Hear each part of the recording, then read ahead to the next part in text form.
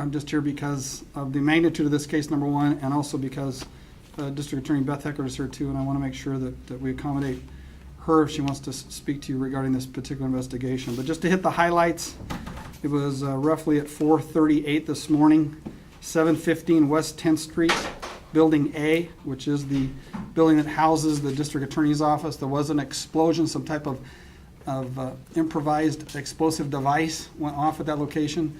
We did have some witness information that they heard what sounded like an explosion. There was a fire that was the result of that explosion. It wasn't a huge fire, but then the fire was eventually managed by Medford Fire. And at this point now, obviously this area's been cordoned off. If you've been down there to look at it, there's a crime scene, a pretty extended crime scene with a couple perimeters based on what was our initial hazard area, because obviously we weren't sure if this was completed yet, or if there was a secondary device or anything else that might have been going on at that time. But make no question about it, this is a criminal act. This is an intentional act. And there's a combined effort here, both on the local side, the state side, and the federal side. Obviously, MPD and Medford Fire are the first responding units. We have an assortment of investigative folks working on this particular case. We also have the Oregon State Police bomb team is here. We also have ATF. There's a local ATF agent here that works closely with the local agencies. They're here. They're summoning additional help from ATF out of the Portland and Seattle offices. In addition, FBI is here. There's a local FBI office here. And they're summoning additional help from their offices in the northern part of the state as well. So a minimum of 25 plus people assigned to this thing now, with additional people coming, specifically the technical side of it, and that's the examination and the collection of evidence in these type of cases, which is crucial to the prosecution of these cases, specifically the explosive device. Obviously, this occurred before the office is open, so there were no injuries reported in this case. There are no suspects in this case at this time. Certainly entertain some questions regarding what you have, but we do not have we don't have an answer for you as to why. Why gets us to who. So you have to understand how these investigations go. It'll be extended, number one, and number two, there are some safety precautions that went on that are still in place. Obviously, Beth's office can't open today because of the damages and because of the evidence and because of what's being secured right now, and we don't want to disrupt that. But number two, the business of the court across from the Justice Building, that's been pushed back till 1 o'clock this afternoon, because that bought us some time. There was some safety precautions and some searching and some other stuff that was done by us and assisting units to make sure that the particular campus around here was safe as well. Because again, we don't know what the intent was. We don't know what the message was. We don't know a lot of things right now, but hopefully we're going to know a little bit more as the day progresses. Like I said, this is the District Attorney Beth Hecker here, and she can certainly answer any questions that you might have. Chief, can you tell us about the explosive device and the connection with the propane tank? I know that information's out there. There is a propane tank. There is a propane tank involved here. I'm not going to go into specifics about the device itself or anything that's attached to the device or anything that's used in the device, because that's really something that, as investigators, you got to hold that information back. There's only a couple folks that are going to know that, and one of them is the person that put it there, and that's pretty part and parcel of where we're headed. So we're not going to release a whole lot of information regarding the type of device. Obviously, there is information out there. There is a propane tank that's part of this investigation, and that was part of what happened this morning. We had heard of a hooded individual. Has that been discounted? Is there anybody you're looking for now? Nothing's been discounted. I don't know information specifically on a hooded individual because I haven't heard that. But nothing's been discounted. We've certainly been collecting information from people that were out and about at 4:30 in the morning. We're in the area of the Justice Building campus, in the area of the Sheriff's Department. The jail is right there. There's a lot of stuff. There's a juvenile services building right there. There's a lot of stuff in that immediate area. So we're still out there canvassing that neighborhood and talking to a lot of folks. There is not one specific person that's been identified or description of anyone that's been identified. So there's nothing meaty to anything right now that we're chasing as far as that goes. Can you comment on why there was the hiccup in it not blowing up all the way? I can't. One, again, that's something that's not my wheelhouse, because that's technical for bomb folks, and what BOM folks do, and that's really the meat and potatoes of that kind of investigation is the why gets you to who, like I mentioned earlier. So how it's constructed, what's used, all that kind of stuff is all part and parcel of where we're going with this. If that thing blew up correctly, how much damage would have been sustained? It looked like about a 5-gallon. Again, that's information come from BOM folks as far as the blast zone and what that's capable of, and again, that's out of my league. How much damage was incurred because of this?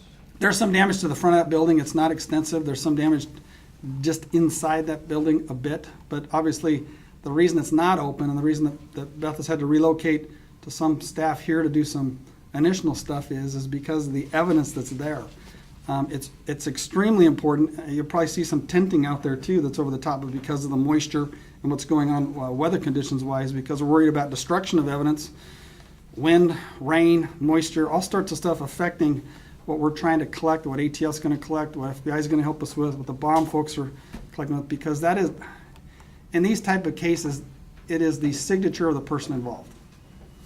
So the bomb went off, it wasn't at the front door of the building, was it next to anybody's office in particular like that? All I can tell you is it's up in the front of the building. I can't tell you whose office is whose, and I'm not sure that's even something we'd be interested in releasing to you right now anyways, but it's in the front of this building. That's where the damage to the building is.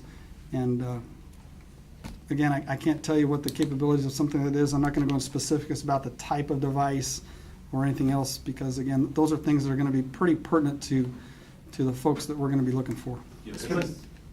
Can you say this would be a terrorist act? Well, I think it's domestic terrorism, absolutely.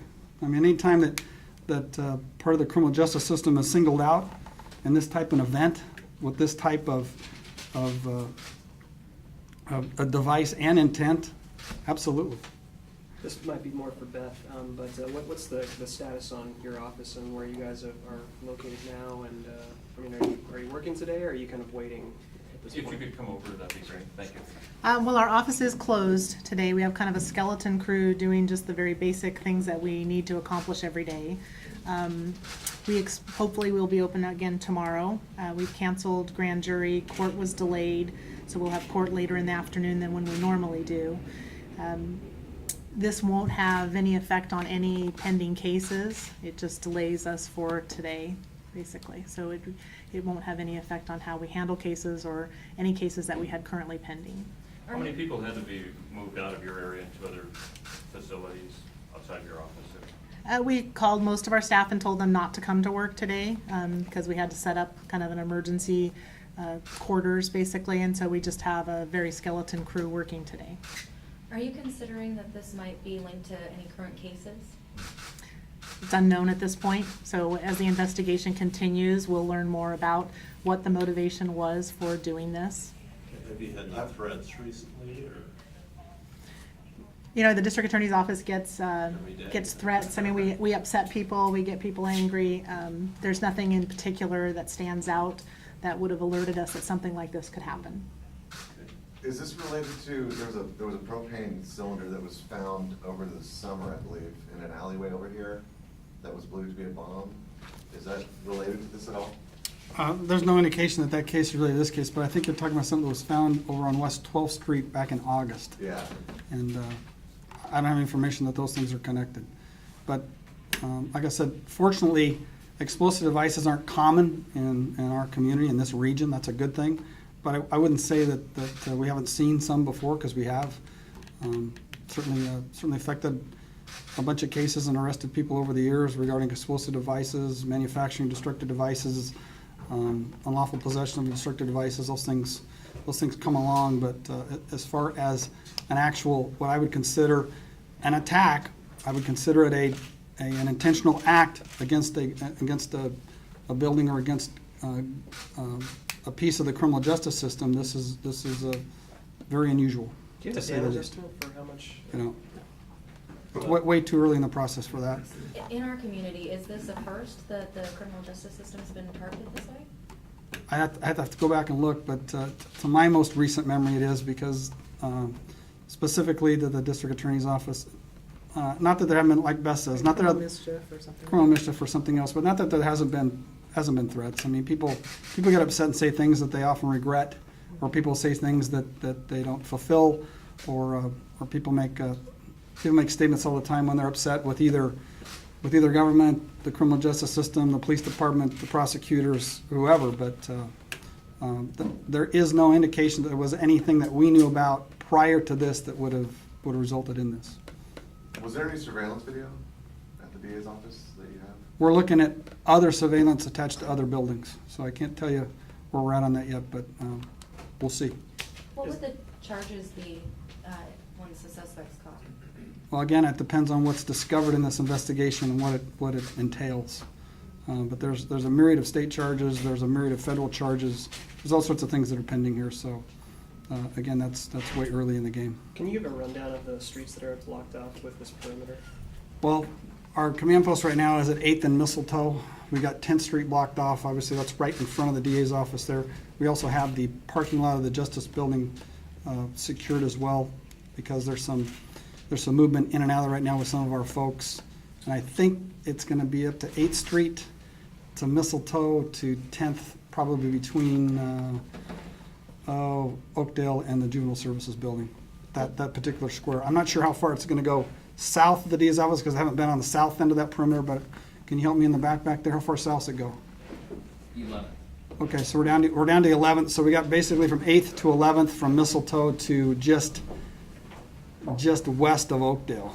So Laurel Street will be involved as well. yeah. Did you guys have to evacuate anyone in the surround, like in homes in the area this morning? We did not evacuate, but we did encourage and require people to stay inside their homes when we made our initial arrival and our initial safety walk. And again, we did a pretty extensive walk throughout that particular campus and around parking lots, vehicles, the Justice Building, a variety of places that we secured.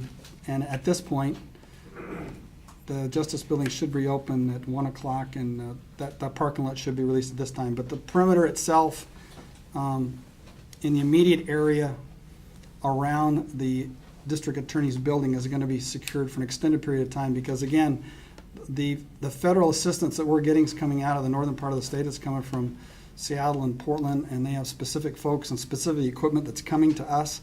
So that's going to take a bit to get here, to get set up, and then it's going to take some time for them to go through the methodical process of crime scene investigation. So this is going to go on for a bit.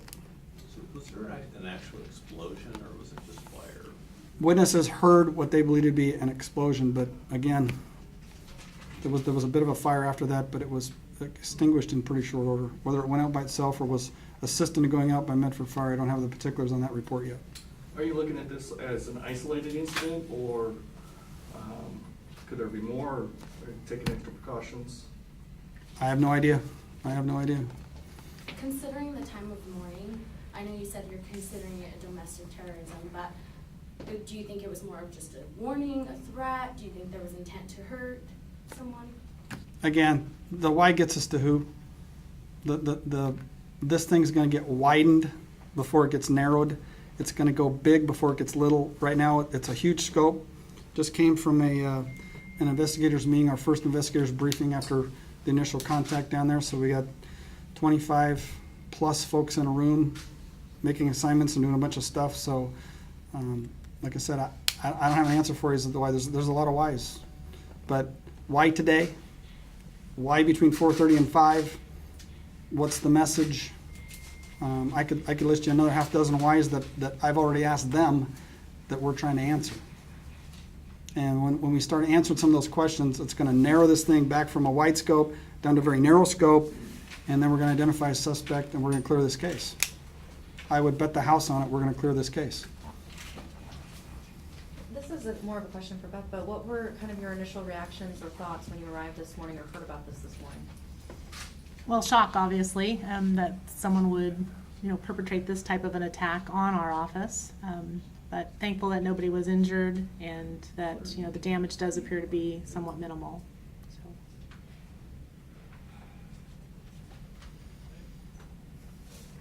We had grand jury scheduled for today as well. Grand jury was canceled for today, but we expect to be open tomorrow. If not in our location, then in a emergency room set up, and we expect grand jury for tomorrow to be going as scheduled.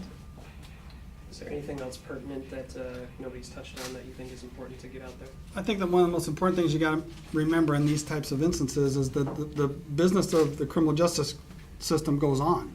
Now, the last thing that we want to do is to outside of making sure public safety, employee safety, and everybody else's safety, but to get the system back up and going with the least disruption as possible, because a lot of times the intent of individuals involved in stuff is to disrupt the system, to create panic and havoc and everything else that one would think would come from some of this. And that is the last thing on everybody's mind is to do that, because this is the business that we are in, is to keep the system moving, keep this thing operable, and we're going to continue to do that. Like I said, Beth's office has been admirable in scrambling to get this back up and running the skeleton crew to get the work done that needs to be done immediately, the emergency work. But the rest of the stuff, I mean, the business of the court's going to come back on at 1 o'clock, and it's going to be business as usual, and it should be, because you can't live your life that way. Number one, and number two, that's exactly what individuals involved in this kind of stuff are trying to do, and so we try to combat that as best you can. Again, take into consideration the safety of people involved and the safety of employees. I mean, the most valuable thing that Beth has and I have are the people that work here. It's not the tables and chairs, the cars and the buildings, it's the people that work here. Once we secure the safety of people that are working, then the business of the criminal justice system moves on. You've already touched on this several times in different ways, but do you mind explaining again why there's so many extra agencies here? Well, again, depending on what this develops into, you could end up with federal charges, you could end up with state charges, you could end up with a variety of different circumstances. And the most important thing in these kind of cases is, and you've seen those over the years, is the meticulous and methodical collection of evidence. Because just like in a fire, in any kind of arson case, your evidence gets destroyed. In any kind of explosive type case, your evidence gets blown up and destroyed. It's very difficult to recover. It's not the same as if you've committed a burglary or a robbery and the fingerprints are still there, the weapon is still there, the loot or the evidence is still there, the motor vehicle used is still there. That's not the case in these kind of cases, because they are so dynamic and so, I hate to use the word explosive, but they are. It's very methodical, very technical type work, and we're fortunate that we have the federal resources that are coming our way to assist us in that. And that, I can't say enough good things about the FBI and the ATF to step up in this case, along with the U.S. Attorney's Office. And Beth has been in contact with those folks as well, because it's going to be a concert of efforts and real teamwork here to make these kind of cases. They're very complicated. That's the $5 answer to the 25-cent finish is they're very complicated, and it takes time, and it takes the right people that know what they're doing to make these kind of cases.